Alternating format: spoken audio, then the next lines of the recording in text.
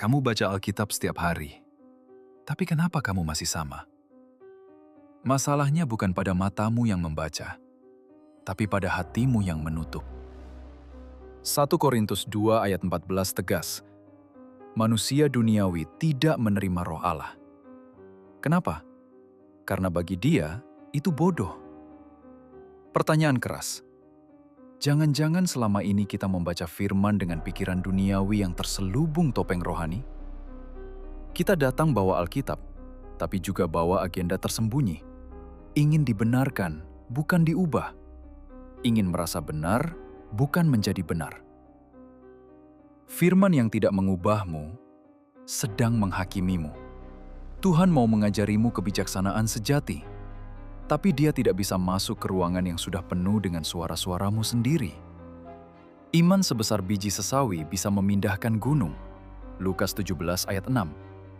Tapi iman yang bagaimana?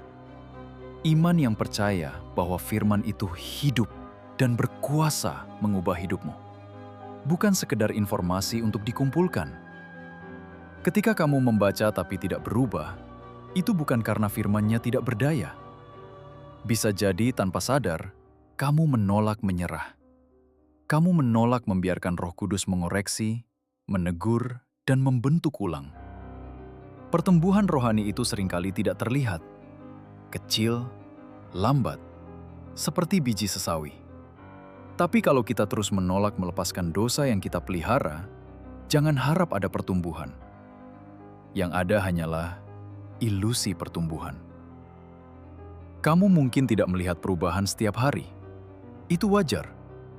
Tapi tanyakan ini, apakah ada perubahan sama sekali dalam 6 bulan terakhir? Dalam setahun terakhir?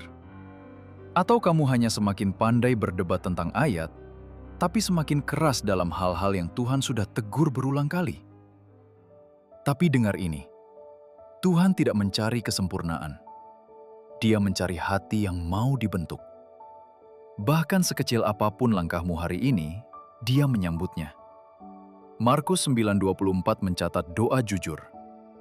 Aku percaya, tolonglah aku yang tidak percaya ini. Itu doa yang Tuhan dengar. Bukan kesombongan rohani, tapi kejujuran hati. Sebelum buka Alkitab besok, tanya diri sendiri dengan brutal jujur. Apa yang ada di dalam pikiranku dan hatiku saat aku membuka Alkitab?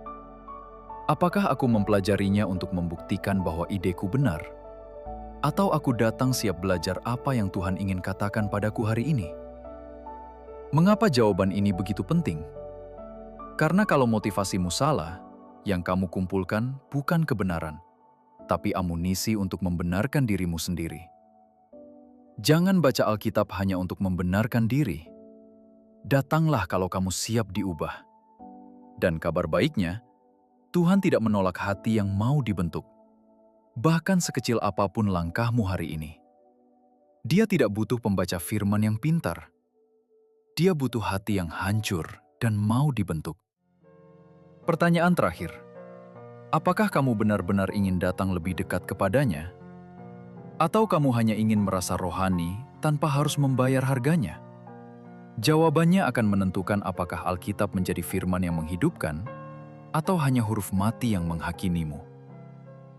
Tuhan sedang menunggu, bukan versi sempurna dari dirimu, tapi versi yang jujur dan mau dibentuk. Tuhan memberkati.